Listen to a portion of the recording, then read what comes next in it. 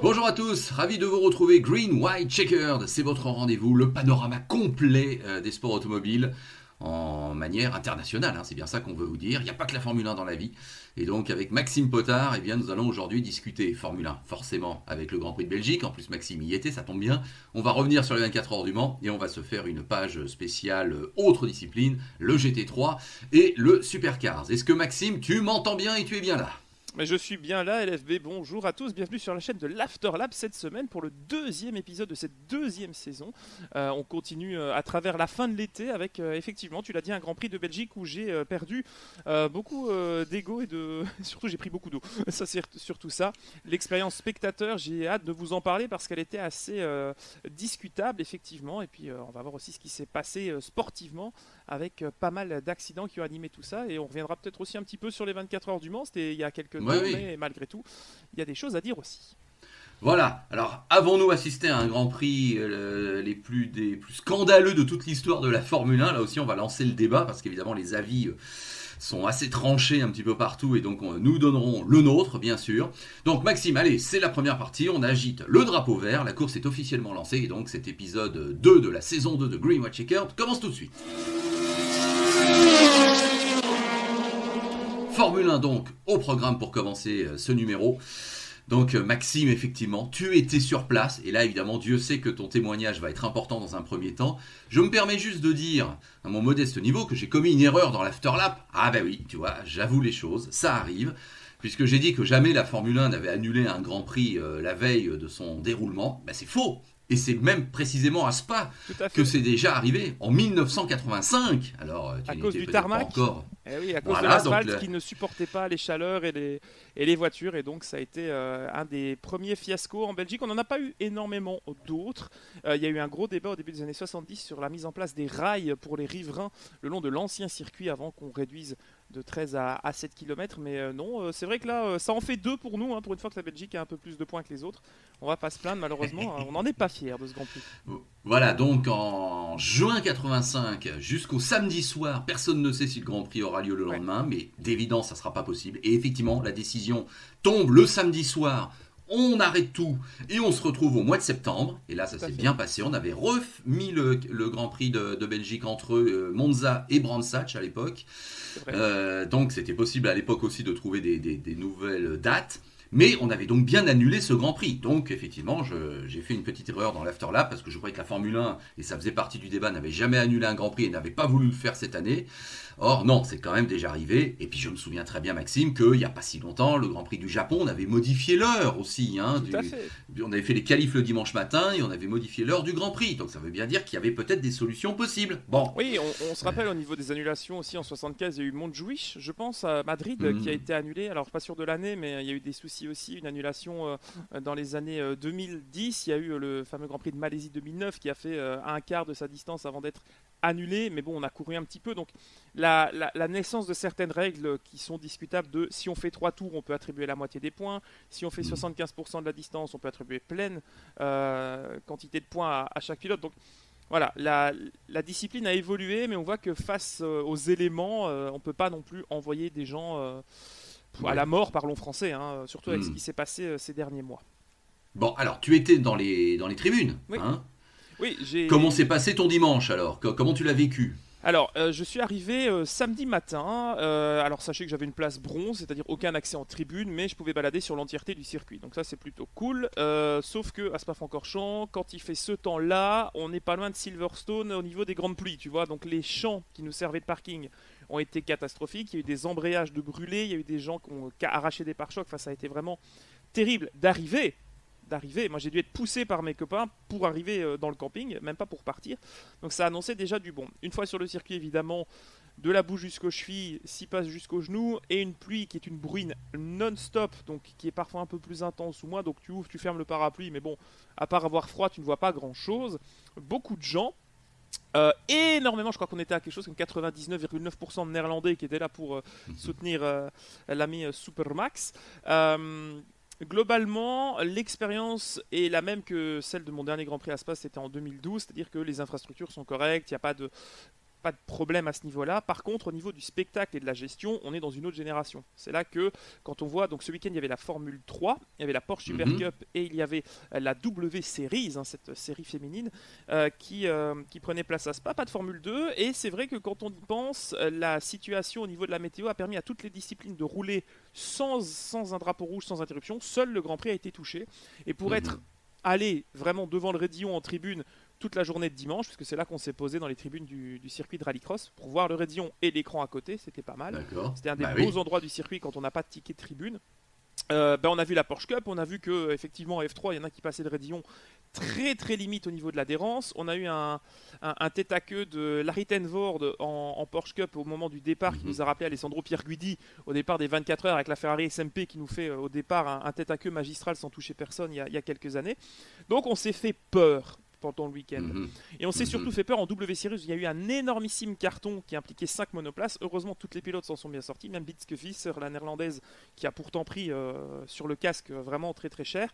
On a eu peur tout au long du week-end puisque samedi, rebelote. La qualif avec ce message de Vettel qui dit à la radio: ne mettez pas les voitures en piste, drapeau rouge, c'est pas roulable, c'est dangereux. 5 secondes après, Norris se pulvérise en haut du Raidillon.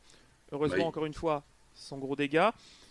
Donc voilà, on a eu plusieurs alertes pendant le week-end. Sur les réseaux sociaux, ça commençait aussi à jaser en disant: est-ce que Michael Masi va porter entre guillemets ses attributs et dire non, je ne fais pas rouler parce que c'est dangereux? Si oui, quelle solution? On y pensait déjà le samedi et le dimanche matin. Donc voilà. Ensuite vient la course. Bon, la procédure a lieu normalement. Les tours de mise en grille sont corrects. Verstappen évidemment en tête dit: moi je vois très très bien, donc pas de souci les gars, j'ai la vue libre. Sauf que derrière, Russell qui est des deuxièmes, on en reparlera de ça aussi, mais la voiture qui était juste derrière, on ne voyait absolument rien. Perez se plante au tour de formation, ça aussi. Donc voilà, donc plein de petits indices, tu vois, de petites cases cochées de il faudrait mieux pas rouler pour pas forcer le destin. Forcer le destin en F1, on l'a fait dans le passé, on en a malheureusement payé les conséquences. Donc je pense que en tant que spectateur, c'est une catastrophe. Mais est-ce que toi, à 15h, tu te doutais que ça pouvait pas le faire? Alors, je vais être très honnête, j'avais des amis avec moi qui se sont levés à 15h30, qui ont dit: bon, nous on va au camping, on évite la foule, on se barre maintenant parce que c'est foutu. Et effectivement, pour avoir suivi des Grands Prix du Canada 2011, des Grands Prix de Malaisie, des Grands Prix dans des pays un peu plus soumis à la pluie, jamais Francorchamps n'aurait pu repartir ce dimanche. Pour moi, c'était évident. Alors, cette règle des 3 heures, la fameuse règle qui a été modifiée depuis le Canada 2011, où justement on n'a plus 4 heures entre le tour de formation et le drapeau à damier, mais plus que 3. Oui, mais sauf que tu as vu qu'elle a été amendée ce dimanche, puisque finalement ils ont arrêté pour cause de force majeure, comme ils disent, et qu'on a bien attendu plus de 3 heures quand même. Bon, donc en fait, l'organisation dans ce cas-là se ridiculise. C'est-à-dire qu'ils ont un règlement qu'ils n'appliquent pas, parce qu'ils ont peur de l'appliquer vis-à-vis du public. Moi, si j'étais resté 1 heure en moins en tribune, j'aurais pas été plus déçu, surtout si on m'avait annoncé autre chose. D'autant plus que ce qui a été décidé, pour moi, est la bonne décision. Il ne fallait pas rouler pour les pilotes, parce qu'avant tout, c'est eux qui comptent. On est d'accord, oui. Maintenant, voir Hamilton qui, en sortant, dit au micro ce Grand Prix est une blague, on ne devrait pas attribuer de points, et surtout, faudrait rembourser les gens. Et c'est pas la F1 qui rembourse les gens. Eh oui. Mais oui, mais alors justement, c'est la question que je voulais te poser. T'es concerné? Tu peux être concerné par un remboursement? On vous a dit quelque chose?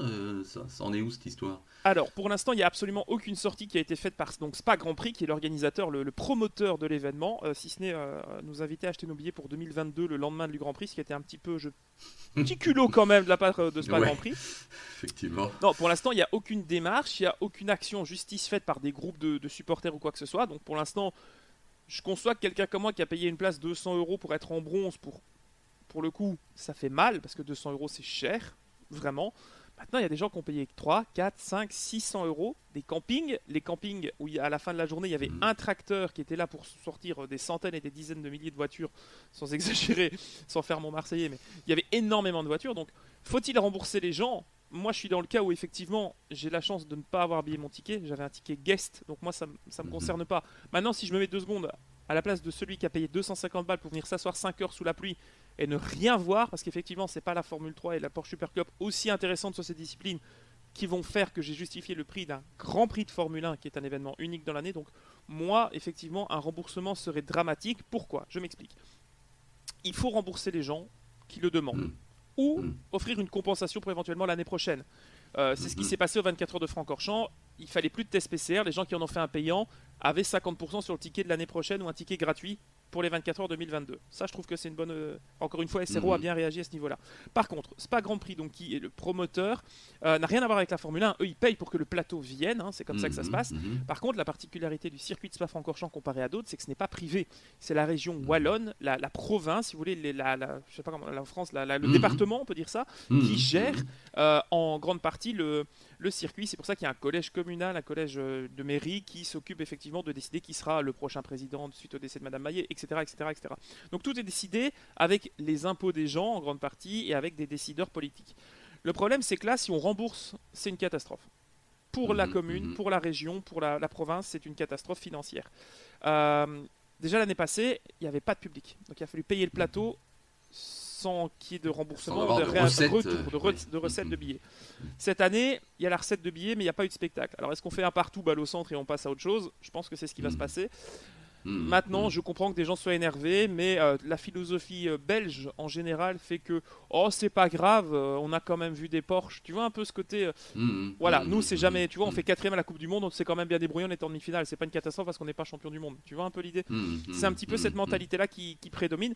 Maintenant, ce que j'avais mis sur mes réseaux sociaux, c'est ce que je retiendrai moi de ce week-end, c'est pas d'avoir vu 3 feux rouges clignoter dans le Rédillon sous une marée d'eau, c'est surtout l'entraide avec les gens, la fan zone qui était sympa, les rencontres, la fête aussi dans les campings. Donc tout ce qu'il y avait autour du Grand Prix, autour du sport, fait que je regrette pas trop d'y être allé, si ce n'est d'avoir effectivement ruiné une paire de chaussures et un petit peu fait fumer mon différentiel et mon embrayage comme beaucoup de gens.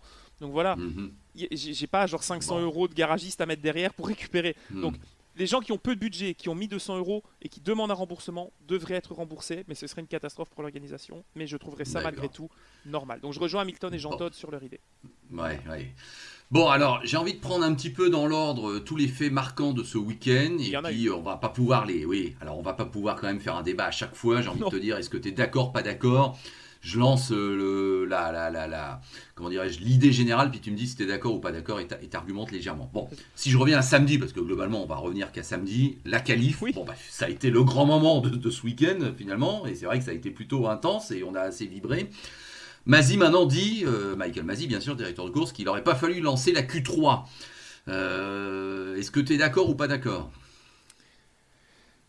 Alors, sans prendre le passif du Grand Prix qui a eu lieu derrière, je suis pas d'accord. Il fallait essayer d'y aller et d'attendre le retour des pilotes. Ce qui s'est passé, Vettel a dit stop. Il a fallu qu'il y ait eu un crash, mais pour le même prix, si 3-4 pilotes commencent à se plaindre à la radio, on arrête comme on a fait pour le Grand Prix. Donc, fallait la lancer. Oui, que les pilotes, eux, décident si oui ou non c'était roulable. Donc, je pense qu'il fallait la lancer.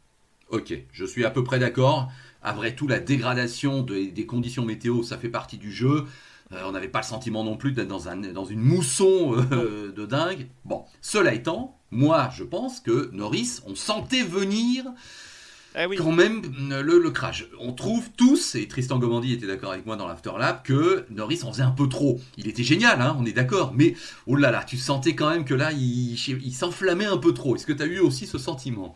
Et j'ai le sentiment qu'il pouvait faire quelque chose, et on attend de Norris qu'il fasse quelque chose depuis le début de la saison. Il l'a fait avec ses quelques podiums et félicitations pour lui. Moi je pense que Norris n'en a pas fait trop, il a fait ce qu'on attendait de lui, c'est-à-dire y aller à fond et profiter d'une occasion de faire briller McLaren comme Ricciardo qui a parfaitement réussi sans se cracher en se mettant 4ème. Donc non, je peux pas reprocher à Norris d'y être allé trop fort, ça reste la jeunesse, ça reste une erreur de jeunesse. Maintenant, voilà, je pense qu'il ne le paye pas trop cher si ce n'est le châssis de sa voiture. Ouais. Bon, il était sur la corde raide, on va dire ça. On sentait que soit c'était une pole exceptionnelle, soit ça pouvait. Non, bien sûr. Et d'ailleurs, je dirais même qu'il a été brillant. Oui. Mais effectivement, le pari n'a pas fonctionné. On est bien d'accord. Bon, moi j'ai envie de dire, la pole de Verstappen, je l'ai trouvé extraordinaire parce que il nous fait quand même un chrono dans son dernier tour qu'il fallait aller faire. Et effectivement, Russell nous fait une performance de dingue. Alors Russell qui est juste plus rapide dans 2 secteurs du circuit, le double gauche, 10 km/h plus vite et le raidillon. Là aussi où il prend, il lève pas en fait. Là où les autres ont dû lever, lui n'a pas dû lever. Alors est-ce qu'il y avait un peu moins d'eau? Est-ce que la Williams c'était plus en réglage pluie? C'est vrai qu'on s'attendait à une météo plus clémente le dimanche, contrairement à ce qu'on a eu. C'était annoncé que ce soit un peu plus clair. Donc peut-être que Verstappen et Hamilton se sont dit on va mettre des réglages peut-être un peu mixtes, un peu moins full pluie. Là où la Williams s'est dit bon les gars, si on doit faire quelque chose, c'est aujourd'hui. On met du full wet et on y va à fond avec ce qu'il fallait. Donc peut-être que Russell était plus confortable dans les sections difficiles du circuit, à savoir justement Blanchimont, le double gauche et surtout le raidillon. Donc quand on voit le tour de Russell, il n'a pas l'air non plus de, comme on dit, de tartiner, de se battre avec la voiture. Donc bravo Russell, parce que... Alors est-ce que Russell a vraiment le talent exceptionnel qu'on lui porte, ou est-ce que la Williams devient une bonne voiture? Je pense que sur cette deuxième moitié de saison, on peut un peu plus remercier la Williams d'être une bonne voiture qui évolue en milieu de peloton, plutôt vraiment que le talent de Russell. Alors, il fallait sortir le chrono, hein, on se comprend parfaitement, mais je pense que cette fois-ci, la voiture l'a plutôt aidé que pénalisé. Oui, d'ailleurs, je pense que Latifi, c'est aussi un signe que la Williams s'améliore. Oui. Latifi, on ne lui veut rien de mal. Tout le monde sait que c'est pas effectivement un futur champion du monde, mais c'est quand même un pilote que tout le monde apprécie, on va dire ça comme ça. Tout à fait. Et là, ça fait 2 fois qu'il est dans le top 10 aussi, finalement, à l'arrivée, bon, avec ce qui s'est passé le lendemain, mais quand même, il n'est pas largué complètement et il arrive aussi à se mettre en évidence. Donc, je pense que c'est la preuve que chez Williams, ça va effectivement beaucoup mieux. Mais Russell, là, nous fait un truc. Si on avait voulu un symbole, Maxime, qu'effectivement, Russell, eh bien, le futur pilote Mercedes et Bottas, eh bien, un futur ex-pilote Mercedes, là, on pouvait pas trouver mieux ce week-end. Hein. En tout cas, si Toto Wolff n'avait pas encore signé le contrat, je pense que le mail est parti dimanche matin dans la boîte mail de Russell. Non, sérieusement, Russell qui, pour son pédigré, a fait énormément ce week-end en Belgique et il a peut-être effacé les derniers doutes que l'on avait quant à ses compétences et quant à sa volonté, sa hargne d'aller chez Mercedes. Je pense effectivement que Mercedes ne veut pas larguer Bottas comme une vieille chaussette parce qu'on leur a assez reproché avec Stoffel Van Dorn par exemple ou avec Esteban Ocon d'ailleurs à juste titre. Donc je pense que replacer Bottas est la priorité pour Mercedes avant de faire venir Russell parce qu'au pire on garde Bottas et c'est très bien comme ça. Donc Mercedes n'avait pas à se précipiter si ce n'est que voilà, Russell a montré un petit peu son impatience au début de l'été. Donc voilà. Pour le coup, Russell effectivement a fait, a comblé peut-être les dernières cases de ce qu'il fallait faire pour être chez Mercedes l'année prochaine. Et je crois même que c'est déjà fait, sincèrement. Ouais. Bah oui, on est tous en train d'attendre cette officialisation. On peut pas. J'avoue que ce serait quand même une surprise incroyable si on apprenait que Bottas est conservé chez Mercedes. Là, mais ça amène aussi une silly season un peu tardive, parce que souvent c'est avant Francorchamps, mais là on est en train de remettre en question les deux paquets Williams, les deux paquets de chez Alfa Romeo, parce qu'on parle d'Alexander Albon, on parle de Nick de Vries, on parle donc de Bottas, on parle de plein de pilotes qui pourraient venir remettre un petit peu leur place dans l'échiquier, leur pion. On parle du fait que Williams pourrait devenir une écurie cliente de Honda, donc de Red Bull, et surtout qu'Alfa Romeo pourrait être motorisé par Mercedes d'ici 3 ans. Tout ça, c'est des rumeurs, évidemment. Il y en a une toutes les semaines, mais force est de constater que c'est pas si illogique et que ça se goupillerait pas mal, je pense. Après, il faudra s'habituer à voir Bottas en rouge, et ça va faire bizarre aussi. Voilà. Bon, et puis allez, on continue notre petit tour d'horizon par rapport à ce week-end. On passe au dimanche. Alors, bon, moi, dans un premier temps, j'ai été surpris. Alors, c'est vrai qu'il faudrait que je revoie exactement le règlement. Peut-être que je me trompe, mais quand en Italie 2008, quand Vettel gagne son premier Grand Prix avec Toro Rosso, on part bien sous safety car dans ce Grand Prix d'Italie. Et le classement compte dès le début. Moi, je comprends pas pourquoi à 15h20, lorsqu'on lance, pourquoi c'est pas parti officiellement. Quitte à mettre le drapeau rouge 2 tours plus tard, effectivement, c'est ce qui s'est passé, parce que tout le monde disait c'est pas possible, mais globalement la course aurait pu commencer, on aurait déjà eu 2 tours au compteur, enfin je veux dire, ça, je vois pas en quoi c'est bien. Et d'ailleurs quand on va parler du Mans dans quelques instants, c'est exactement ce qui se passe au Mans. Au Mans on part sous safety car, la course est partie. Non mais je te rassure, c'est ce qui se passe tout le temps, dès qu'une course démarre sous safety car, le premier tour c'est le premier tour de course. Bah oui, alors là c'est pas le cas, là c'est vraiment, je sais pas pourquoi. Là c'est 2 tours de repérage, comme ça, gratuit. Bon bah ça j'ai pas compris. Et effectivement, on en arrive à une situation où 3 heures plus tard, on refait globalement la même histoire. Sauf que là, effectivement, on dit ah bah là ça compte. Donc effectivement, c'est vrai que là, on a le sentiment que ça n'a pas été bien géré, quoi. Mais même les pilotes ne voulaient plus repartir parce qu'il faut savoir que je dis plus tard on repart. On est quand même reparti plus de 3 heures après. Enfin, quasiment 3 heures après, hein, pour oui, le coup. Non, un peu plus même. Enfin, 3 heures, allez, oui. On est reparti dans des conditions qui étaient identiques. On a redemandé aux pilotes de remonter en voiture, même pour un tour de formation, même pour un tour derrière la safety car. Ils sont repartis derrière le volant parce qu'ils se disent ouais, mais moi, Verstappen, j'ai des points à prendre sur Hamilton. Russell, j'ai mon premier podium, enfin, il est arrivé. Latifi, il y a des points aussi. McLaren en a besoin aussi. Donc tout le monde s'y retrouvait un petit peu, à part effectivement Perez qui est parti des stands. Perez ne peut pas. Enfin, Perez se plante. il peut pas prendre le départ. On répare la voiture et le départ est donné et la course est annulée. Donc bravo mes cadeaux de Mercedes, de Red Bull, qui ont manifestement déjà réglé la voiture pour Zandvoort. Mais ça a été non, ça a été un fiasco et surtout c'est le règlement qui est à revoir parce que des conditions comme cela, quand bien même on les mentionne comme extrêmes et du coup nouvelle carte, c'est extrême, on peut faire ce qu'on veut, on oublie tout le règlement, ça fait pas sérieux. Et la FIA peut pas se permettre de se dire, sous prétexte que les conditions sont vraiment pas habituelles, on fait ce qu'on a envie, on repousse, on arrête le chrono à 1 heure, lui il peut revenir en course, lui il peut pas, c'était pas la course, c'était un tour de formation. Oh là là, quel bordel, désolé pour le terme, mais quel bordel sans précédent.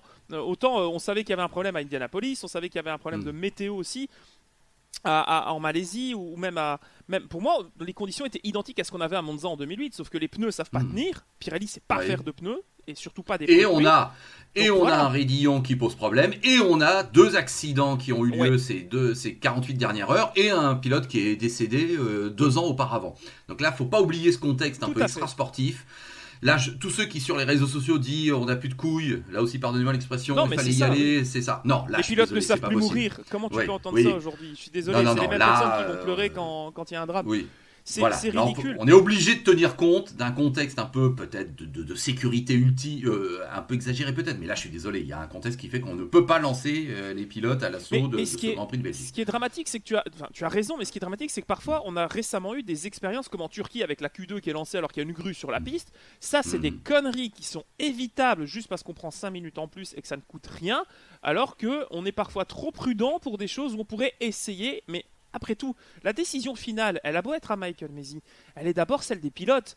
Je suis désolé, si on écoute le leader et qu'on fait une règle où on dit c'est le leader qui décide si on lance ou pas, Verstappen il est parti, il va faire son Grand Prix de Belgique, une fois que la safety car est plus là, lui il roule. Mais derrière c'est un carnage. On a des souvenirs de ce qui a pu se passer au Grand Prix de Belgique en 98. Heureusement, il ne s'est rien passé de mal, mais entre les accidents, avec Coulthard et Schumacher, avec Takagi et Fisichella, on était dans des situations identiques. Donc, on a un passif, on a une expérience, on a vécu des drames, on a perdu des pilotes. On ne peut plus se permettre de se dire advienne que pourra. Ça n'est plus acceptable aujourd'hui avec les mœurs, avec la sécurité. Quand bien même, on a lancé les W Series, il pleuvait pas exceptionnellement, elles ont glissé sur de l'huile au pied du raidillon. Les 5 voitures se pulvérisent une à une. Bitske-Viseur qui est sur le toit, s'il n'y a pas le halo, on n'en parle plus de la pilote néerlandaise. Donc faut pas oublier non plus que c'est dangereux, c'est risqué. On prend pas de risques inutiles, mais il faut parfois ne pas en faire de trop. Mais la juste valeur, qu'est-ce qu'elle est difficile à trouver aujourd'hui? Quelle est difficile. Bon. En tout cas, pour moi, le juste, on était d'accord que c'était pas possible. Ça, on est d'accord. Du coup, moi, et que non, on peut pas envoyer les pilotes, ça, voilà, le débat est clos. Non, à 18h, moi, honnêtement, qu'est-ce que je pensais sincèrement, je vous le dis, on arrête, c'est pas possible, ça le fera pas. Donc, on arrête, le Grand Prix est annulé, parce que c'est le cas de figure qui se présente en ce jour. Voilà, dans l'histoire de la Formule 1, ce sera arrivé, on a tout essayé, c'est pas possible. On annule, pas de points, évidemment. Si on m'avait dit qu'une demi-heure plus tard, on repartirait sur le circuit et qu'effectivement, on attribuerait des points pour les 10 premiers, c'est vrai que je l'aurais pas cru. Et c'est pourtant ce qui s'est passé. Donc c'est vrai que là, cette notion d'attribuer des points, personne ne peut la comprendre. Une option qui était envisageable et qui n'est pas possible dû au calendrier, c'est que si on roulait le lundi, impossible d'être prêt pour Zandvoort. Sinon, au pire, lundi était une solution. Et lundi, la météo était un peu plus clémente, même si ce n'était pas exceptionnel, ça aurait été parfaitement roulable. Maintenant, l'attribution des points, pour revenir à ta question. Fallait-il considérer ça comme un Grand Prix? Non. Et fallait-il attribuer des points? Non. Et quand bien même je vais supporter Max Verstappen, McLaren et tous ceux qui ont un petit peu gagné dans l'affaire, non. Ce trophée, c'est sans doute le trophée Alors c'est horrible de dire ça, parce que moi j'ai jamais démarré une fin de ma vie, mais peut-être le moins mérité de l'histoire, je ne sais pas, en tout cas le moins justifié, ça c'est certain. Quand tu vois au carré interview Verstappen qui est en train de débriefer et que t'as Alonso qui arrive qui lui fait super pilotage, franchement, t'as assuré aujourd'hui, incroyable. Oui, l'ironie est marrante parce que c'est Alonso, mais quand bien même, moi je suis Verstappen, faire un podium déjà, faire un podium pour le public. Quand bien même il n'y a pas de mort ou de passif, la dignité aurait peut-être juste voulu que on arrête, on ne fait pas de course, pas de podium, rien. Alors maintenant, il y a d'autres choses qui viennent aussi rentrer en jeu, c'est qu'effectivement, on en a parlé lors du dernier épisode de Green White Checkered, l'intérêt pour Verstappen de dominer ses 3 prochains Grands Prix pour la fin de saison. Il devait absolument gagner Spa. Il l'a gagné sans courir, finalement. Il prend pas les points qu'il devait prendre pour se rapprocher d'Hamilton, il en reprend que 5 finalement. Mais maintenant, est-ce que ça va changer en fin de saison ces 5 points? Est-ce que ce Grand Prix de oui. Belgique va être peut-être décisif si à la fin on se retrouve avec 102 et 108 points. Enfin, tu vois ce que je veux dire. Est-ce qu'à la fin Oui, c'est l'écart possible. va être aussi justifié? Alors s'il est plus grand que les points gagnés à Spa, d'accord. Si pas, ça risque de faire de nouveau polémique. Non, mais c'est sûr que pour eux, c'est une bonne opération dans la mesure, effectivement, récupérer 12 points et demi et reprendre des points à Hamilton, c'est un peu inespéré compte tenu Ouais, des conditions. C'est-à-dire que si on est fan de Verstappen, bah, on aurait été super déçu qu'il n'y ait pas de points attribués parce qu'il avait fait la pole et il avait tout pour gagner ce Grand Prix. fan de Mais là, Russell bon, bah, aussi. force est de constater. Ouais, voilà. Donc là, bon.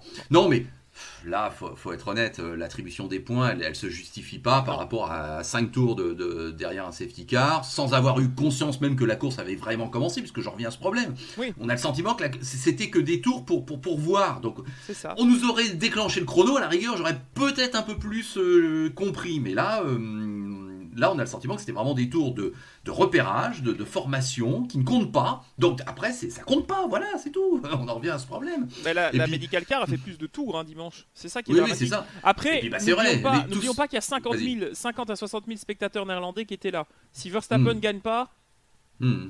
je sais pas si c'était pas pour entre guillemets garder l'église au milieu du village et garder tout le Ouais. monde calme, parce que si on annule et qu'il n'y a pas de course et qu'on dit que Verstappen n'est pas vainqueur malgré qu'il ait fait la pole, etc., etc., etc., franchement, Voilà.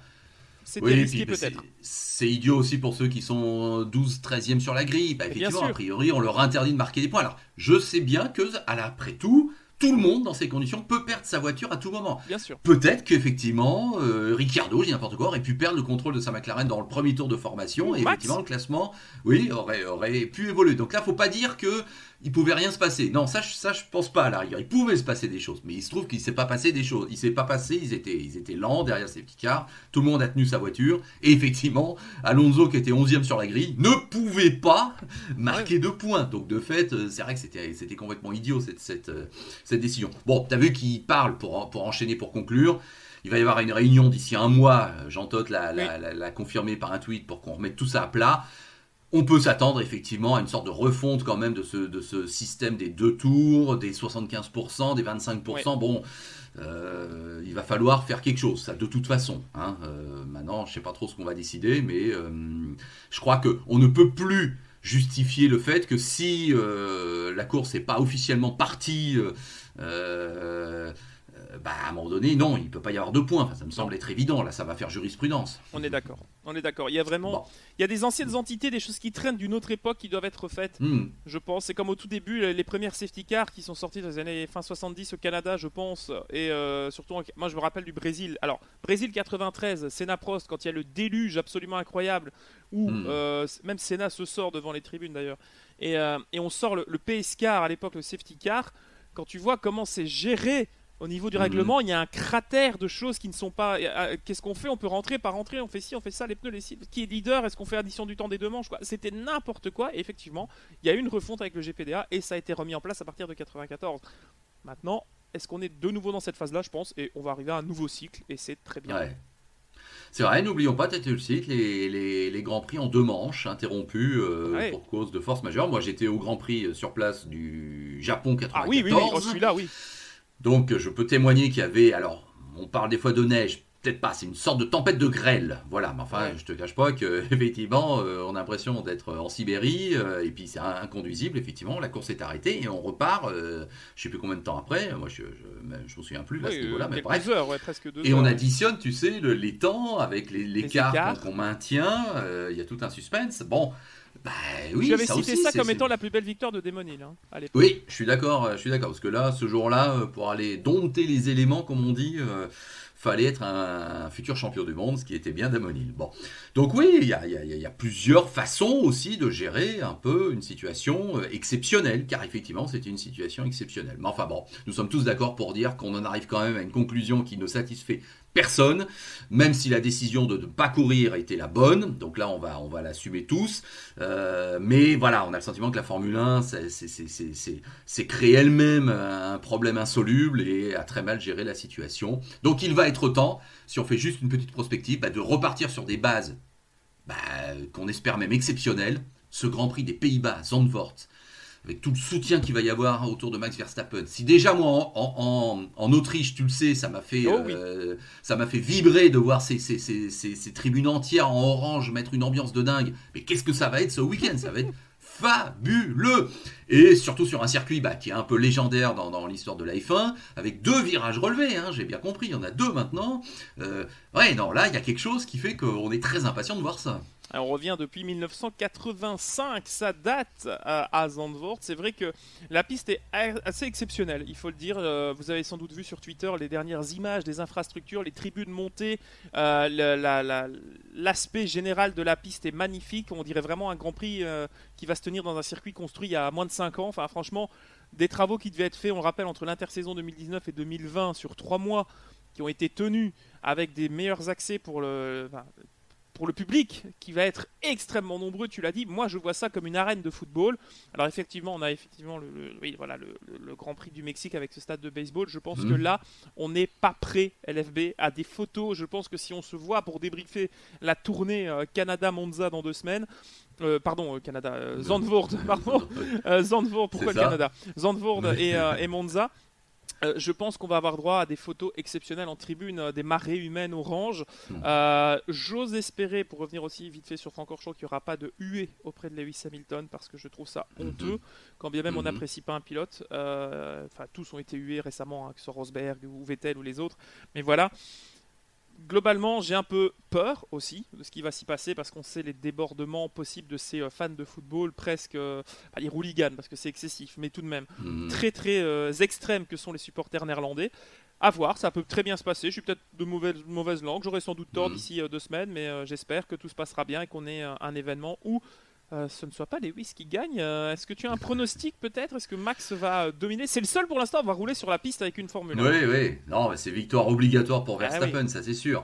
Si jamais il devait même marquer 0, et alors en plus avec une victoire d'Hamilton, je crois que ce serait vraiment le tournant du championnat. Mais non, il doit gagner chez lui. Et chaque année, on voit qu'il y a une valeur ajoutée à Hamilton à Silverstone. Il est effectivement transcendé, si j'emploie cette expression. Je pense que là, Verstappen sera transcendé à Zandvoort, ça c'est sûr. Le 12e homme que tu évoquais il y a 2 semaines, hein. C'est ça, exactement. Tout à fait, voilà.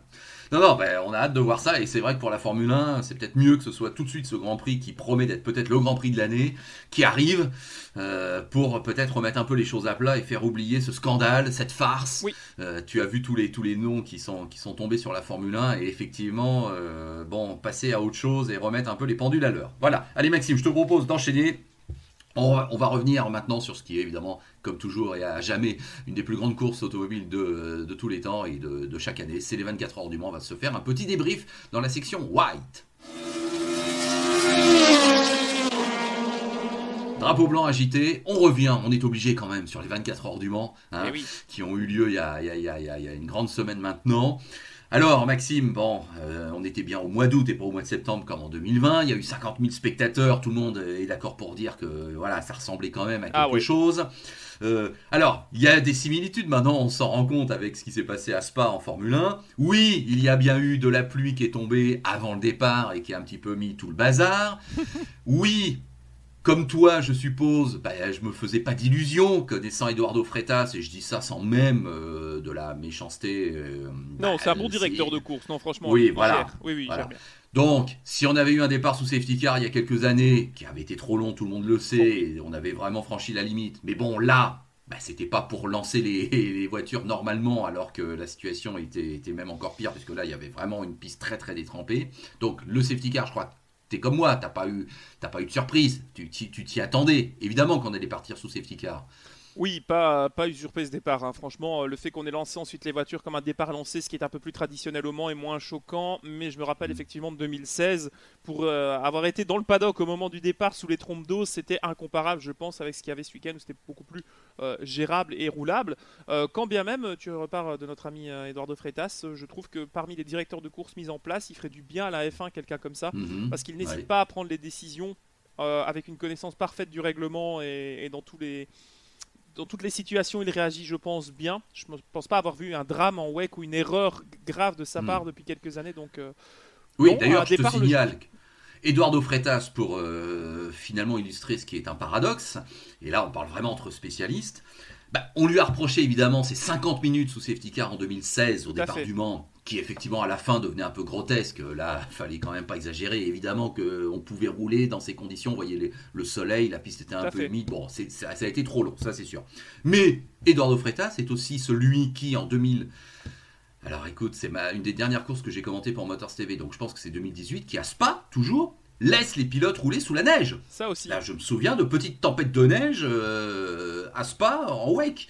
Et Ouais. la course, à un moment donné, elle continue. Bon, donc effectivement, là, on peut pas lui Après, il n'y a reprocher pas non eu de plus parfois. catastrophe, Bah oui, globalement. oui, C'est oui, juste, c'est il ça. neigeait, donc si les pilotes roulaient, voilà, ça allait. Il faisait juste très froid et c'est hallucinant ces C'était photos. donc Encore, possible.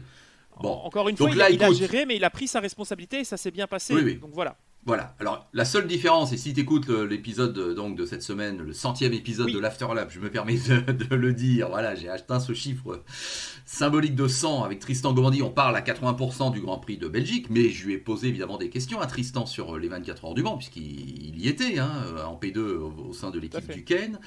Bah, lui, il dit quand même que sur le moment, tout le monde avait cru qu'on était parti pour un tour de formation, et c'est quand on revient dans les virages Porsche que la direction de course annonce qu'il y a un deuxième tour derrière le safety car au Mans. Et il dit, et ça évidemment, si on l'avait su, ça changeait pas mal de choses, parce qu'il y en a qui avaient pris des inters et d'autres qui avaient pris des full wet, et ça changeait beaucoup la donne au niveau de la gestion des pneumatiques. Donc, tu vois, la direction de course a aussi un peu attendu le dernier moment pour dire à tout le monde, bon allez, on enchaîne avec un deuxième tour de formation, mais Peut-être c'était une pas erreur. forcément... Peut-être une erreur du coup de Oui, Freitas. Hein. Là, du coup, ça voilà, fait c'est tomber ça. tout ce que je dis Bon, depuis 5 minutes. là c'est ça. Mais oui, effectivement, Le... oui, c'était très tardif. Hein. On Ouais, a ouais. vu que la safety car allait éteindre ses feux et finalement non. Oui. Enfin, c'était pas clair. Mais Bon, ouais. en tout cas, la course était bien lancée, là, le chrono était parti. S'il avait fallu mettre un drapeau rouge au bout de 2 tours parce que c'était le déluge au Mans, bah, on pouvait le faire, la course comme à était Spa, lancé. quoi, ou au Nürburgring. La Honneur, course, elle oui. était partie, et puis bon, bah, pendant un certain moment, ça pilote pas, ça arrivera un jour au Mans, c'est sûr. Oui. Bon, bah voilà. Alors, tout ça pour dire que dès le départ, on a quand même eu une péripétie avec donc la Glickenhaus Oui. de Olivier Plat qui vient s'offrir la Toyota de Buemi. Ah, c'est vrai que là, je me suis dit, oh là là, ça commence fort. Et déjà qu'on avait parié que les hypercars pourraient pas tout être à l'arrivée, Effectivement. là, je me suis dit, bon, finalement, tout le monde s'en sort très bien. Car maintenant, tout le monde le sait, les hypercars ont tenu. Hein. Dis donc, on n'aurait pas cru. Hein. Et je présente toutes mes excuses à Monsieur Glenn Glickenhaus, puisque effectivement, les voitures sont à l'arrivée. Bon, avec un phare en moins pour la 708, mais non, sérieusement, très très très surpris du niveau de l'Alpine. Un peu moins, puisque finalement c'est une rébellion évoluée, enfin une P2 évoluée, mais en termes de fiabilité. Mais vraiment, ce qui a été proposé en tête par les Glickenhaus, on pensait que ça pouvait faire l'illusion pendant 2-3 heures en disant bon, ils vont tout donner pour faire semblant, et non, vraiment non. Non. Des soucis malgré tout de jeunesse pour ces voitures, mais globalement une course plutôt calme en hypercar. Moi j'ai trouvé que la course était fluide. Bon, à part la voiture de Buemi qui s'arrête sur la piste parce que suite au contact, visiblement il y avait des soucis de capteur, enfin ça a été compliqué pour cette Toyota. Hormis la 8 qui a galéré, franchement une course honorable de la part des hypercars et ça donne envie à d'autres de venir. On a vu que Cadillac avait annoncé du coup qu'ils allaient rejoindre aussi le LMDH l'hypercar. Donc est-ce que c'est la nouvelle discipline en vogue? En tout cas, c'était un lancement réussi et c'est pas toujours été le cas en WEC. Oui. Donc effectivement, bravo aux Glickenhaus qui ont tenu bon et personne n'avait pensé que les deux seraient à l'arrivée. Alpine pouvait espérer peut-être mieux avec un côté vraiment outsider et finalement ils doivent se contenter de la 3e marche du podium, mais compte tenu des circonstances, bah, finalement ils ne pouvaient pas faire mieux, ça c'est évident. Maintenant, on sait quand même que Toyota, en interne, ça n'a pas dû être simple, hein, parce que les problèmes, t'as vu, de carburant, de remplissage du réservoir, de gestion, tout ça. Il y a quand même des maladies. Buemi a témoigné, à un moment donné, il devait appuyer sur 3 boutons en même temps. On a vu 2 fois les voitures arrêtées pour faire des sortes de resets. On les a vu faire des arrêts au stand répétés et c'était manifestement pas normal. Je pense que effectivement la victoire est belle à savourer, mais sur le moment, il y a dû encore y avoir des sueurs froides. Oui, alors c'était difficile pour Toyota de se dire que avant il fallait pas avoir de problème pour se battre face aux autres équipes, que ce soit Audi ou Porsche. Maintenant, il faut plus avoir de soucis parce qu'il n'y a pas d'adversaire. Donc il faut réussir à montrer qu'on sait gérer, ne pas entre guillemets s'en mêler les pinceaux et trébucher tout seul comme un grand. Donc oui, ça a été une année qui, je pense, n'a pas été de tout repos pour les ingénieurs du côté de chez Toyota. Maintenant, voilà, c'est une nouvelle voiture, c'est une nouvelle catégorie, quand bien même ils ont l'expérience avec leur relance qui était bien meilleure avec leur système 4 roues, etc. par rapport aux Glickenhaus et aux Alpines. Ils avaient une gestion qui était différente, mais qui leur est propre maintenant à eux de faire évoluer cette voiture Hmm. qui, quand bien même il y avait deux voitures au départ, sont toutes les deux à l'arrivée, même si ça a été compliqué. Ouais. Maintenant, si en face, dans 2 ans, tu as BMW, Audi, Porsche et Peugeot et tous les autres, Ferrari, Ferrari, Peugeot, Ferrari, oui. je pense que là, Toyota ne pourra pas se permettre de faire 3 resets en piste pendant les 24 heures. On est d'accord. Maintenant, ils auront 3 années d'expérience en Tout à fait. hypercar, là où les autres, ce sera un peu plus jeune, ça c'est sûr. Et je me demande, c'est la question que je posais à Jean-Philippe Doré, mon consultant endurance, dans l'épisode de l'Afterlap spécial 24 heures du Mans. Est-ce que Toyota, mine de rien, n'est pas parti pour une série à la Porsche, à la Audi, avec effectivement un cycle qui fait que Toyota va gagner 6-7 fois de suite Le Mans, parce que là, ils capitalisent. Mine de rien, Dieu sait qu'ils ont eu des problèmes dans le passé, mais là, on en est quand même à 4 victoires consécutives, donc là, ça commence à se poser dans l'histoire même des 24 heures. Donc à surveiller. Je crois qu'on est tous d'accord pour être content de la victoire de la 7. Hein Ouais. Voilà, fallait bien que ça arrive quand même une fois. C'est cette année. Bah, Moi, l'autre zone n'était pas Kobayashi. sur la 8, du coup, il Oui, fallait bien que la 7 voilà. gagne. Kobayashi, mine de rien, encore Paulman, Oui, quatrième fois de suite, avec un temps canon encore, un 3,23. On l'aurait pas prédit, hein, ça aussi. il est bon ce pilote. En Hein. hypercar. Ouais, ouais. Rien Et à foutre. il est plus qu'à une pole du record de Jackie X, hein, mine C'est de rien. juste, Donc, tout à fait. Tout à fait. voilà. On verra. Sans doute pourra-t-il aller la chercher. Toyota lui laissera ça peut-être l'année prochaine. Ce serait mérité. Parce que, Mm. sincèrement, j'ai toujours adoré Kobayashi, qui est un gars sympa, qui a très vite réussi, malgré son coup de pied aux fesses pour quitter la F1. Il n'avait pas vraiment décidé, hein, mais vraiment se retrouver là et fonctionner comme ça, c'est mérité. Et c'est vrai qu'en termes de pilotes japonais dans les grandes équipes, il n'y en a pas eu énormément dans l'histoire qui ont Mm. vraiment bien fonctionné. Donc le fait qu'il puisse inscrire un peu une partie de l'histoire du Mans avec une marque japonaise, c'est très bien pour un garçon comme lui. J'ai beaucoup plus d'admiration pour lui et même pour Conway que pour parfois Lopez, qui a juste pour moi Mm. fait ses relais et qui est un peu moins exceptionnel. Mais bon, voilà, j'ai toujours eu du mal avec Lopez, quand bien même il vient du sim racing et à l'époque, avant d'arriver chez Citroën et de la Coupe Argentine de tourisme.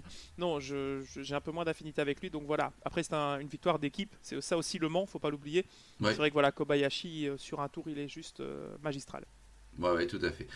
Donc, effectivement, on avait tous. Alors, tu as présenté tes excuses par rapport à Monsieur Glickenhaus. Oui, Moi, je présente mes excuses, mais comme tous les parieurs, sur le fait qu'on avait tous imaginé qu'une P2 allait être sur le podium au c'est général. vrai.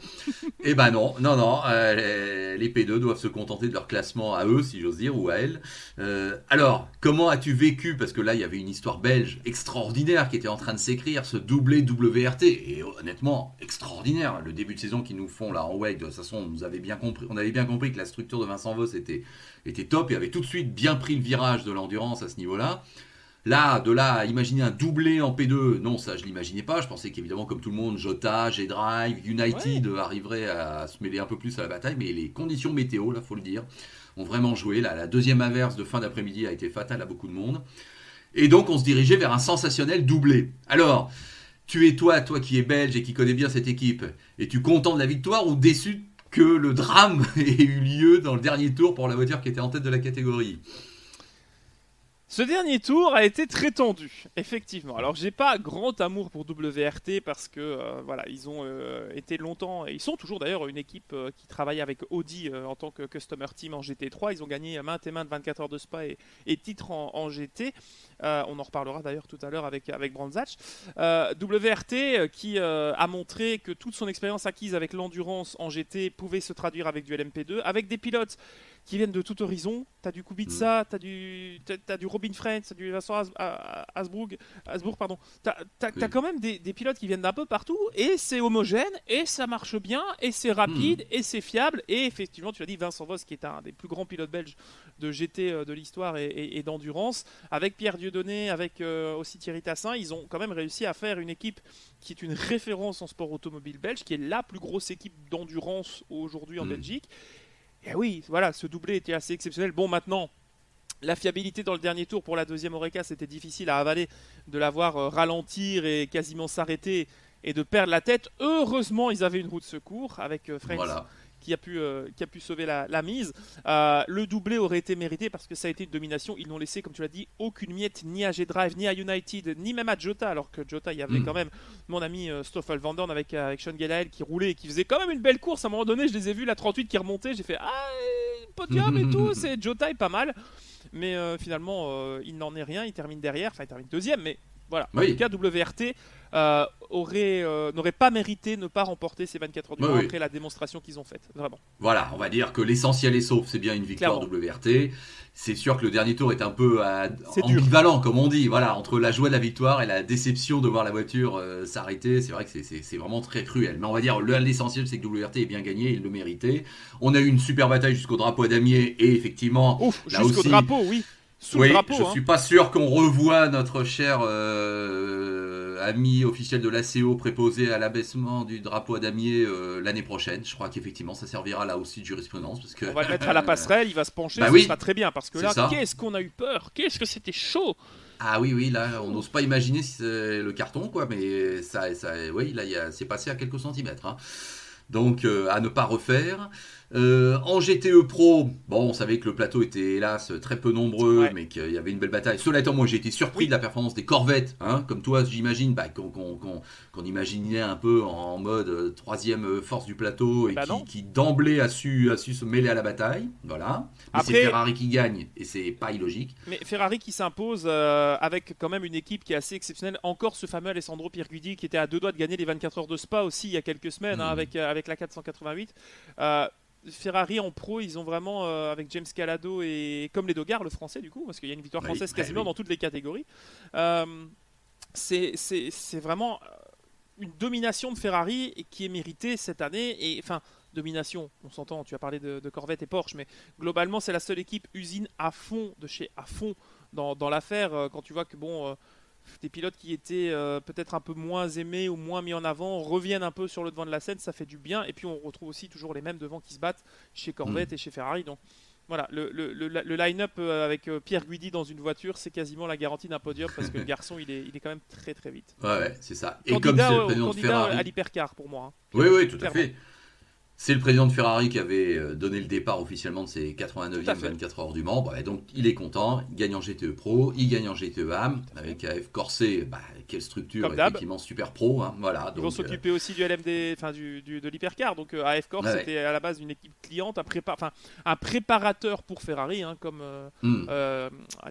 chez Porsche, c'est Mante par exemple, des équipes qui sont entre guillemets liées non officiellement à l'usine. Mais bon, à F-Corse depuis des années, ils engagent les Ferrari officiels. Oui, ou même en P1, ou le Yost Racing est l'exemple aussi concret de ces structures qui sont privées à la base, mais qui deviennent le bras armé, comme on dit, de programmes officiels. Et dans le cas de Yost, tu sais que dans l'histoire du Mans, ils sont exceptionnels parce qu'ils sont le bras armé d'Audi, par exemple, dans les années 2000. Mais Yost en elle-même gagne 2 fois le Mans, 2 fois de suite avec la même voiture. 84-85, par exemple, c'est la même voiture qui gagne 2 années de suite au Mans. La même. Il n'y a aucun changement. Bon, ça peut plus arriver. Alors, juste... Oui. Si on se fait une petite prospective pour l'an prochain, moi j'ai envie de te dire, est-ce que tu es d'accord que ça sera forcément une année de transition parce qu'on sait très bien que le grand rendez-vous c'est 2023. Qu'on voudrait tous quand même que Peugeot soit là, parce que s'il n'y a pas Peugeot, on a le sentiment qu'encore une fois Toyota va se retrouver un petit peu seul quand même, même si peut-être que les Glickenhaus auront encore progressé, qu'Alpine sera peut-être un peu mieux encore, et qu'il y aura peut-être 2 voitures chez Alpine, voilà, bon.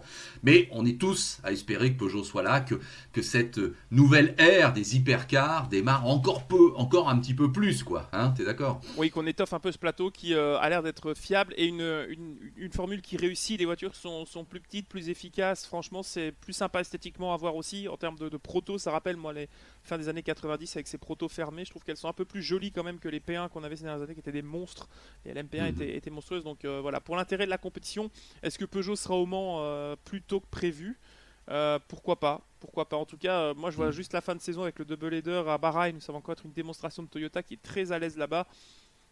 À voir, mais bon, les années qui arrivent sont prospères, peut-être un réajustement aussi du règlement d'ici 1 ou 2 ans par rapport à l'expérience qu'on va avoir avec la CO.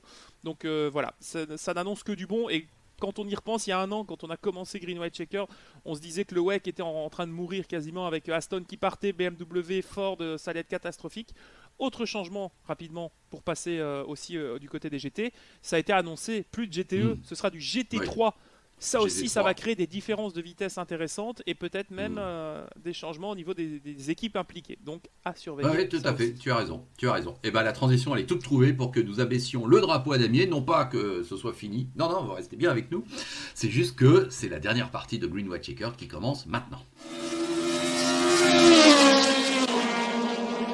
Green White Checker, c'est votre rendez-vous bimensuel, hein, Maxime Potard et moi-même. Alors Maxime Potard, vous le connaissez, hein, c'est Maxou le pilote, avec sa chaîne YouTube bien connue. Moi, à mon modeste niveau, je me contente de faire l'Afterlap, le podcast du sport auto. Mais enfin bon, j'ai dépassé les 100 épisodes cette semaine, donc je suis un petit peu fier quand même. Et donc on se retrouve tous les 15 jours, Maxime, pour débriefer un peu de l'actu internationale, ce qui me permet moi de parler d'autres choses que je ne peux pas aborder dans l'Afterlap. Alors je te cache pas que ce week-end était bien rempli avec aussi un Grand Prix moto. Alors on n'en parle pas des deux roues dans notre émission, mais tu sais très bien que nous sommes à la veille pratiquement d'un événement historique en France avec le premier titre de champion du monde d'un pilote français. Là je vois pas comment il peut pas l'être. Voilà. Non. Et qu'est-ce que ce sera mérité parce qu'il est honnêtement génial. Là, il est en train de... il est en train, lorsque personne ne croyait, je fais juste une petite parenthèse, il est en train de montrer que, après Valentino Rossi, peut-être même après Marc Marquez, la vie continue et il y a des cracks qui naissent. Et des génies, parce qu'il est pas loin d'être génial en ce moment, hein. Il est bon sur tous les niveaux, il est le seul à faire bien piloter cette Yamaha, puis il va gagner à Silverstone. Non, il est en train de donner un sacré coup de jeune à la discipline et à montrer qu'effectivement, la relève, il y en aura toujours, quoi. Tout comme il y aura un jour une relève par rapport à Hamilton, par rapport à Schumacher, il y en a toujours eu. Bon, bref, fin de la parenthèse. Je vais dans quelques instants te parler de l'actu du Supercars, avec une nouvelle très importante qui est tombée il y a quelques heures à peine. Mais tout ça pour te dire que j'ai pas bien suivi ce qui s'est passé en GT3 à Brands Hatch. Donc tu vas tout nous dire, parce que j'ai cru comprendre qu'il y avait eu un accident assez spectaculaire. Alors je l'ai vu, effectivement, avec 2-3 voitures qui étaient à la bataille, puis il y a une McLaren qui va carrément un peu à l'extérieur du circuit. C'est ça le problème, elle est sortie carrément de la piste, c'est ça que ça veut dire? Elle est allée dans les arbres? Elle nous a fait une Weber au Mans, quoi. Elle est partie au-delà du rail, on peut même pas dire des grillages parce qu'il n'y en avait pas. Alors je vous remets un peu le contexte. Ce week-end avait lieu la manche sprint du championnat du monde GT3, donc le Fanatec GT World Challenge Powered by Amazon, bref. Le blanc-pain pour les anciens, donc le GT3, voilà. Avec deux courses de 40 tours qui avaient pris place sur le circuit GP, donc de Brands Hatch, pas le court, hein, ça aurait été de la folie. Déjà que c'était limite. Un événement que j'apprécie beaucoup parce que chaque année on a des photos exceptionnelles, c'est très bataillé, et surtout, quand tu as 2 ou 3 GT3 sur un circuit comme Brands Hatch, c'est très serré. Donc pour doubler, etc., il faut être vraiment audacieux. Alors, une première course qui durait donc 1 heure, c'était plutôt calme parce que les choses étaient très établies au niveau des qualifications, donc devant on retrouvait toujours les mêmes, donc WRT, AKSP, etc. etc. C'est finalement une victoire belge. Je vais d'abord parler du résultat de cette course, donc qui a duré 1 heure. C'est Charles Weerts et Vanthoor qui s'imposent. Alors c'est un nouveau titre, back-to-back, deuxième titre consécutif pour eux en blanc-pain sprint pour l'équipe WRT, évidemment, c'est une Audi R8, donc c'est toujours l'équipe WRT. Le Tok Sport WRT, qui n'est pas rien à voir avec une Mercedes, avec Lucas Stolz et Maro Engel, termine deuxième, et Bird et Tomita troisième sur la deuxième Audi de chez WRT, ce qui permet aussi à l'équipe de bien se placer pour le titre équipe en tout cas, pas constructeur, mais le titre équipe. Et à 5 minutes de l'arrivée, on a des retardataires, on a 3 voitures de front, une McLaren qui tente l'intérieur, celle du team Jota qui était pilotée par Ollie Wilkinson. Et ils arrivent juste avant le 3e partiel. Tu te souviens l'ancienne chicane de Dingledale, gauche-droite-gauche, qui était où les voitures sautaient là, qui a été supprimée pour des raisons de sécurité. Donc en gros, on remontait vers cette partie et le droit. Descente, oui. Voilà. Et dans la descente, ça se passe bien, sauf qu'au moment de tourner à droite, il y a la McLaren qui part à gauche parce que les 3 voitures, personne n'a lâché. La Ferrari se faisait prendre un tour, devait relâcher un petit peu. En tout cas, c'était très compliqué. Donc d'un côté, tu as Ravel et Marcello sur la Mercedes du Team AK. De l'autre côté, tu as la McLaren. Il y a une Ferrari entre les deux. Ça ne peut pas passer. C'est un crash monumental. La voiture est renvoyée donc à l'extérieur de la piste. Elle pulvérise le rail qui fait juste 3 rangées de haut. Passe au-dessus des pneus. Termine dans les arbres. Ouais. Ollie Wilkinson est vivant. Il n'y a pas de problème. Safety car, neutralisation évidemment. Maintenant, il y a 3 semaines, on a perdu 2 commissaires. Enfin, un commissaire est décédé et un a été grièvement blessé lors d'une course à Brands Hatch avec une course amateur. C'était des petites vieilles voitures de tourisme, les anciennes série 3, Mondeo, des 406, tu sais, des vieilles voitures de tourisme de Super 2000. Là, on est quand même sur un événement de championnat du monde qui est organisé par SRO qui rigole vraiment pas avec tout ça. Et pourtant, le circuit de Brands Hatch a été le théâtre ces dernières années de pas mal de graves accidents. Beaucoup de chance, souvent. mais les commissaires passent pas loin quand même du drame. La question qu'on se pose, et la question que moi je veux te poser, c'est est-ce qu'il faut aujourd'hui remanier un circuit comme Brands Hatch et donc le dénaturer, ou faut-il revoir les grades FIA au point de ne plus faire venir une discipline comme le GT3, où les pilotes sont dans des voitures absolument incassables, avec des arceaux, du carbone et tout, et n'ont plus peur de rien, mais peuvent malheureusement faire de gros dégâts chez les autres. Oui, vaste débat. Je dirais que quand j'ai eu la chance moi d'aller à Brands Hatch une fois dans ma vie pour voir du DTM là-bas. Mhm. Tu y as été toi déjà une fois à Brands Hatch? J'aimerais beaucoup Hmm. aller à Brands Hatch, surtout pour un truc qui s'appelle le BTCC. Mais Oui, voilà, on est disons que d'accord. l'Angleterre, Bon. c'est un des objectifs, oui, mais c'est un beau circuit à la télé, donc en Voilà. vrai, ça doit être génial. Oui, parce que là où je veux en venir, c'est que quand en vrai on découvre, ne serait-ce que la première partie, la ligne droite des stands, la descente vertigineuse et la remontée, bah effectivement on n'en croit pas ses yeux. On n'imagine pas à quel point la pente est en dévers sur cette ligne droite des stands. Ah oui, non, je t'assure, hein, on se rend Oui, pas ça compte à la descend, hein, télé. ça Hein. descend, oui, oui. C'est en dévers. Ouais, ouais. Et la descente, elle est vraiment vertigineuse. Et c'est vrai que on prend conscience en vrai que ce circuit, il est chaud, quoi. Pour pas dire dangereux, parce que c'est quand même un petit peu le sentiment que j'en ai eu, quoi. Et ce qui pose problème, et c'est dans la partie, on va dire, interne dans la forêt, la partie GP, quoi, bah, c'est que c'est très étroit, quoi. Hmm. Et c'est vrai que ces pistes, mais même c'est le cas de ces circuits des années 60, enfin qui ont été à l'honneur des années 60, Ouais, ouais. Zandvoort, Suzuka, bah, à l'époque, ou Zolder, tiens, la première fois que Oui. j'ai assisté à un Grand Prix, c'est Zolder. Bah, ce sont des pistes qui sont pas assez larges maintenant. Alors, faut pas tomber dans l'excès inverse, comme à Sepang, en Malaisie, où là c'est Oui, non. grotesque, ou en Chine, où même une F1 est noyée sur la piste, et que ça fait vraiment Mickey par rapport à une piste qui est beaucoup trop large. Mais c'est vrai que là, il y a peut-être un juste milieu à trouver. Alors la plupart des circuits, il n'y a pas de problème. Même Spa, il n'y a pas de problème. Le Paul Ricard, voilà, il n'y a pas de problème. Mais c'est vrai que Brands Hatch, ça semble pas adapté au sport Ça automobile va trop moderne. vite. Ça, c'est vrai qu'il faut bien le constater. Eh oui, c'est ça. Et moi, je ne compte plus le nombre de commentaires que j'ai pu faire sur Motors TV sur le championnat British GT, qui était Oui, un championnat génial, enfin oui. qui est peut-être toujours un championnat génial, mais pardonnez-moi, je le suis moins maintenant que je n'ai plus à le commenter. Nous, on l'avait régulièrement sur Motors TV chaque année. Des courses fabuleuses, mais je dois avouer que même dans ces années donc 2000, chaque année, il y avait un accident un peu qui nous faisait tous frémir à Brands Hatch en British GT, parce qu'effectivement, à un moment donné, quand tu vois des grosses Mercedes GT, bah ça, c'est vrai que, hein, parce que je parle des Mercedes parce elles donnent Oui, l'impression oui. d'être vraiment un peu plus Très massif. pataudes que les autres, voilà. Bah c'est vrai qu'on se dit que ça passe pas, quoi. Bah là, Donc le spectacle. c'est pas passé. Voilà, donc les pilotes sont bien là pour se battre, ils sont bien là pour ne pas se faire doubler, ils sont bien là pour ne pas perdre de D'accord. place et donner tout ce qu'on veut. Ce sont des pros, ce sont des gens qui, depuis leur plus jeune âge, sont habitués à se battre et à résister et à attaquer. Mais c'est vrai que là, Brands Hatch, mais je vois pas comment là on peut autant. Tout le débat, on aurait pu l'avoir tout à l'heure en début d'émission, Maxime, sur le raidillon. Faut-il Oui. changer le raidillon? Et le raidillon va-t-il changer? Moi, je crains que, enfin, je crains. Peut-être lapsus révélateur. Je crois que oui et ils vont aussi le changer, ils vont faire quelque chose. Bon, Tristan Gomandi dans l'Afterlap nous parle d'une bosse au pied du raidillon que personne ne soupçonne, mais lui il le pratique, le spa depuis plus de 20 ans. Il dit le circuit s'est dégradé, je peux Oui. témoigner, il y a une bosse en bas du raidillon qu'on sent maintenant, qu'on sentait pas avant et qui n'arrange rien. Bon, alors est-ce qu'on doit resurfacer, est-ce qu'on doit faire encore des dégagements? Bon, je pense quand même qu'on va faire quelque chose au niveau du raidillon. Bon, ça je vois pas. Là, je vois Non. pas comment, dans cette forêt, avec une piste où c'est assez étroit, façon stade de football à l'anglaise, hein, tu sais, les tribunes ou les rails sont juste à côté de la piste, là je vois pas trop ce qu'on va pouvoir faire. Mais c'est vrai que c'est un circuit à la fois légendaire, génial, et puis en même temps un peu limite. Oui, maintenant, c'est un peu le constat qu'on est obligé de faire. Bah, le bilan que j'ai un petit peu dans cette émission, parce que ça fait 1 heure qu'on se parle, je suis en train de me dire que finalement, est-ce qu'on n'est pas revenu à l'époque. Alors, le comparatif est très bizarre, mais tu te souviens dans les années 50, évidemment, le dramatique accident des 24 heures du Mans en 55. Mhm. À l'époque, on disait les voitures allaient trop vite pour les infrastructures qui dataient parfois des années 30, des années 20. Mhm.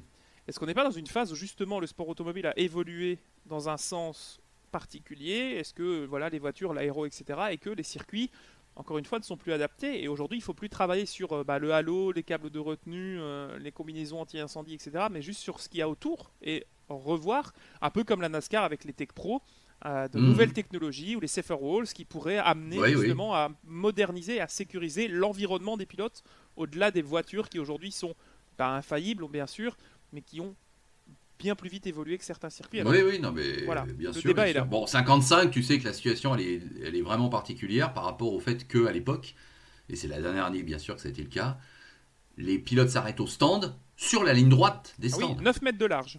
Ouais, Oui, c'est-à-dire qu'il faut imaginer que ça a dû être fou. il faut imaginer qu'à Spa, sur la ligne droite de départ, on va s'arrêter au stand sur le côté droit, mais qu'il n'y a pas de délimitation entre la Ouais. piste et les stands. C'est-à-dire que les voitures passent à côté à fond, continuant leur tour, mais ceux qui doivent s'arrêter au stand s'arrêtent au stand à côté, et il n'y a que 1 mètre de différence peut-être entre une voiture arrêtée C'était sur le le bas cas de la partout. piste. Monaco, Kyalami, Hmm. Brandzat, c'était des circuits où justement il n'y avait pas de, il y a pas eu Il n'y a pas de pit rail de lane, comme on séparation. dit. Oui, Voilà. c'est ça. Donc, C'est vrai que ça semble incroyable. Comment ne pas imaginer qu'une voiture va pas un jour partir en tête à queue et va venir fracasser tout le monde sur une voiture arrêtée. Bon, là, il y a eu une conjonction 55, on le sait tous, entre cette configuration des stands qui n'est pas délimitée, si j'ose dire, et le fait qu'une voiture, effectivement, double au dernier moment et se rabat, celle d'Offord, pour ne pas la citer, et donc, ce qui fait qu'il y a une réaction en chaîne, et ça aboutit à un carambolage, et ça aboutit à une Mercedes qui décolle, celle de Pierre Levègue, et qui va dans la foule, et qui tue plus de 80 personnes, et on rappelle tous, car c'était bien une autre époque, que la course n'est pas arrêtée. tout à fait. Oui, parce qu'il y a plus de 300 000 personnes aux abords du circuit, Oui, qu'on voit c'est mal ça. Voilà. les services d'urgence passer. Bon, on va pas refaire l'histoire, mais voilà, juste Non. pour cette petite fenêtre de discussion qui était plutôt intéressante, merci. Je conclurai avec les résultats de la deuxième course qui a eu lieu plus tard le lendemain, Oui. donc avec cette fois-ci une victoire du Talksport. C'est enfin Stolz et Engel qui se sont imposés devant Wertz et Vanthoor. On a donc inversé, puisqu'il y a eu une pénalité, hein. C'est pour ça que Wertz a gagné la première course. Il y a une pénalité pour Marcello et Bogulavski, pardon, j'oublie toujours son nom, suite à l'accrochage avec Wilkinson. Voilà pourquoi c'est Wertz qui a été promu vainqueur de la première course. La deuxième, donc c'est Stolz et Engel qui s'imposent. Pour info, il reste encore 3 manches sur les 10. Il y aura une course au Nürburgring, enfin 3 manches, 3 week-ends bien sûr. Il y aura le Nürburgring, c'est ce week-end, le 3 au 5 septembre. Fin du mois, il y a Valencia. Et la conclusion est à Barcelone. Ce sera le 9 et 10 octobre, si j'ai bonne mémoire. Voilà pour le bilan de ce qui s'est passé en GT, et surtout ce crash qui a fait des émules sur les réseaux sociaux. Eh ben on va conclure, si tu veux bien, avec notre petite page Supercars, Oui, bien qui me sûr. tient toujours à cœur, surtout que là il y a quand même une belle nouvelle. Donc voilà, vous ne pourrez pas dire, chers amis, qu'on n'a pas été complet cette semaine. Donc ça y est, on connaît celui qui va succéder à Jamie Whincup au sein de cette équipe Triple Eight Red Bull. Ça y est.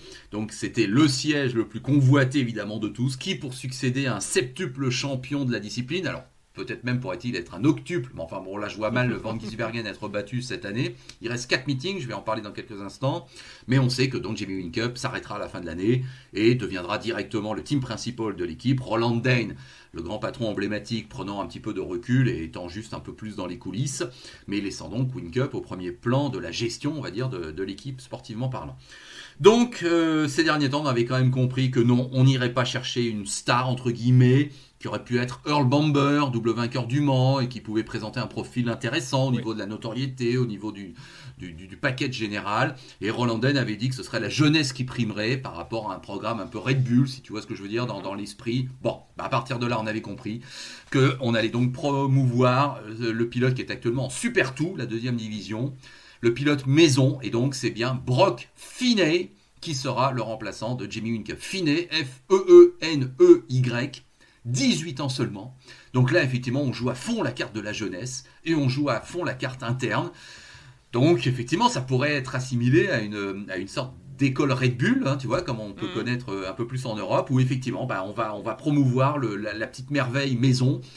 Et effectivement, en Australie, je te cache pas que déjà, on fleurit les comparaisons avec Verstappen. Voilà. Ouais. Brock Finney est le Verstappen du Supercars, 18 ans, et promu dans l'équipe principale, et aux côtés de Van Gisbergen, et en remplacement d'une légende comme Jamie Whincup. Donc, on va voir évidemment ce que ça donne. Ça a l'air d'être une petite merveille, effectivement. Brock Finney, il a gravi tous les échelons. Il a gagné le Super 3 il y a 2 ans, donc la 3e division. Là, cette année en Super 2, il y a eu 3 meetings pour l'instant, parce que le calendrier est bouleversé. Là aussi, je vais te dire dans quelques instants où on en est. Donc sur ces 3 meetings, 2 courses à chaque fois, ça fait 6 courses. Il en a gagné 4 sur 6. Il est largement en tête du Super 2, donc il va être champion Super 2. Il a l'an dernier fait Bathurst avec James Courtney en mode vraiment première participation pour voir. Il n'a pas été ridicule. Et cette année, on sait qu'il va faire Bathurst avec une wild card. chez Triple Eight avec Russell Ingall. Donc, c'est quelqu'un qui pourrait être son père, voire son grand-père. Bon, bah, c'est un petit jeune qui vient de la Gold Coast, hein, tu sais, c'est cette région dans l'état de Queensland et qui est connue pour, évidemment, la Surfers Paradise. Et donc, bah, c'est une ascension météorique avec, effectivement, un destin qui est peut-être en train de s'écrire. 18 ans, le v'là, en remplacement de Jamie Whincup. C'est vrai qu'on l'aurait pas forcément cru il y a encore quelques mois, mais depuis quelques temps, bah, l'évidence s'imposait, ils allaient jouer la carte maison, la carte progression en interne, et avec un équilibre qui va être bien, tu vois ce que je veux dire, Van Gisbergen en patron de l'équipe, la référence absolue, et un petit jeune à qui on ne demande pas tout de suite d'aller battre Van Gisbergen, effectivement, et de prendre ses marques, et à 18 ans, il a le temps. Tu penses qu'il peut tenir la... Ah, je pense qu'il va devoir tenir le coup quand même, parce que c'est quand même une promotion qui n'est pas anodine, avec l'équipe la plus huppée du Supercars, avec un sponsor évidemment international qui veut quand même se montrer. Non, c'est pas pour qu'il y ait qu'une voiture dans l'équipe, tu vois ce que je veux dire. Hein. En face, il y a DJR qui a 2 voitures solides, il y a Tickford qui va en avoir 4 l'année prochaine. Non, c'est bien pour être au niveau. Maintenant... Voilà, on va peut-être lui demander d'abord un des top 10, puis des top 5, et puis on verra pour les premières victoires. Mais voilà. Donc Brock Finney, un nom à retenir. Et au niveau du calendrier, bah donc la saga continue. Hein, chaque fois je t'en parle, mais c'est vrai que bon. Donc il n'y a plus que 4 meetings au programme théoriquement. Il y a Winton, il y a Phillip Island, il y a Sydney Motorsport Park, et il y a Bathurst pour conclure, avec une option sur Gold Coast quand même pour faire une épreuve. Donc je dis 4 ou 5. Et donc je t'avais parlé la dernière fois qu'il y avait un micmac avec une date en novembre pour Bathurst, qui finalement avait obtenu confirmation que ça pouvait se faire début novembre. Mais comme donc 2 États se sont reconfinés, New South Wales et Victoria, et qu'il y a une crise politique actuellement parce que tous les autres États accusant ces 2 États de mal gérer la crise du coronavirus. Tiens, on dit plus ça, on dit plutôt le Covid maintenant, hein, mais enfin bon, tu vois ce que je veux dire, voilà. Et que comme donc c'est un pays, je le rappelle une dernière fois, où lorsqu'il y a un cas, c'est un drame absolu, on reconfine. Tout ça pour dire qu'on parle maintenant d'un nouveau report de Bathurst à début décembre pour conclure l'année. En beauté, tu vois, ce serait ça l'idée, avec l'annulation de la manche de Surfers Paradise, du coup, qui n'aurait pas lieu. Et avec déjà une quasi-certitude que la plupart des équipes qui sont dans ces deux états vont devoir faire comme l'an dernier, c'est partir de leur base et passer peut-être 2 mois à l'extérieur, dans des hôtels, dans des zones un peu, tu vois, de quarantaine, et ne reviendront pas chez eux peut-être avant Noël, quoi. C'est fou. Situation de fou. Ouais, c'est dingue, quoi. C'est vrai que là, l'Europe a su... faire avec, hein. Maintenant on est tous pareils, il y a un taux de vaccination dans à peu près tous les pays, je sais qu'en Belgique vous êtes très bien aussi, il y a les 3/4 de la population vaccinée. Bon on y va, Spa il y a des spectateurs, au Castellet il y avait des spectateurs. Spa il n'y avait pas un masque, hein. Pardon, hein. Je veux pas ouvrir le débat, mais Spa il y avait, je te jure, il y avait peut-être 20 masques sur les 2 jours, c'était hallucinant. Hallucinant. Voilà pour la parenthèse, mais voilà, c'est la preuve qu'on fait les efforts et que les gens peuvent vivre. Voilà, avec des mesures qui nourrissent le débat. Bah oui, il y a passe sanitaire en ce moment, il y a obligation d'être vacciné pour certains trucs ou de présenter un test. Ça dépasse ça dépasse un peu notre sport auto, mais c'est bien la preuve qu'on peut profiter de notre passion, même si c'est ça. Voilà. En Australie et en Nouvelle-Zélande, tu le sais, non, il faut 0 Covid. Donc effectivement, ils s'en sortent pas de cette spirale qui ne peut, je vois pas comment, qui peut se résoudre comme ça, c'est pas possible. Donc ils sont encore en pleine gamberge pour la fin de saison. Mais au moins, on sait que donc Jamie Whincup sera remplacé par Brock Finney. Et voilà pourquoi on voulait vous en parler aujourd'hui. Bon, dis donc, je pensais qu'on ferait court et finalement on a été assez bavard, non ? On a dépassé 1 heure là, facilement, non ? Comme à chaque fois, hein, dès qu'on se dit on va faire ça, on va faire clair, on a plein de choses à se dire, du coup on se prend une bonne heure et voilà, on y est. Mais bon, c'est le quota, hein, vous savez, à Green White Checker, de la bonne heure de discussion, de débat, elle est là. Surtout pour vous qui nous écoutez en version audio parfois pendant un trajet ou ailleurs. C'est un beau morceau, mais bon, sur une pause repas le midi, ça fait l'affaire. Voilà, toujours disponible sur les télévisions connectées Samsung via la chaîne Motor Racing TV, les mobiles Huawei, sur les chaînes YouTube respectives. Donc cette semaine c'est sur l'Afterlab, mais évidemment vous pouvez la retrouver en playlist sur Maxoul Pilote et inversement une fois sur 2. Donc c'était la saison 2, l'épisode 2. Nous sommes bien repartis pour une nouvelle saison dans Green White Checkered et on en est bien content et on est toujours aussi content de se retrouver, Maxime et moi, pour discuter comme ça de manière à la fois détendue mais professionnelle, on l'espère. On essaye. Et merci pour tous vos commentaires qui vont dans ce sens par rapport à l'actualité du sport automobile. Maxime, je te souhaite de bien te porter et de bien vivre les 2 week-ends à venir. Bah écoute, on se retrouvera après Zandvoort, après la marée orange, et on fera le bilan de cette phase et plein d'autres choses encore Alors, à vrai dire, on se retrouve dans 15 jours après la après marée Monza. orange de Zandvoort et la marée rouge de Monza, C'est on va ça. dire ça. Hein. Voilà, c'est ça. Et on parlera Et- peut-être un peu de BTCC parce qu'il y a eu quelques courses, on n'a pas fait de points depuis quelques temps, donc moi je Oui, m'attellerai très à bien. vous parler un petit peu de la situation avec les duels en tête entre Sutton et ses petits camarades. Super. Voilà. Allez, on vous laisse là. Merci vraiment beaucoup de votre fidélité et de votre soutien, Maxime. À bientôt. Et chers amis, vive le sport auto. Salut à tous. Salut!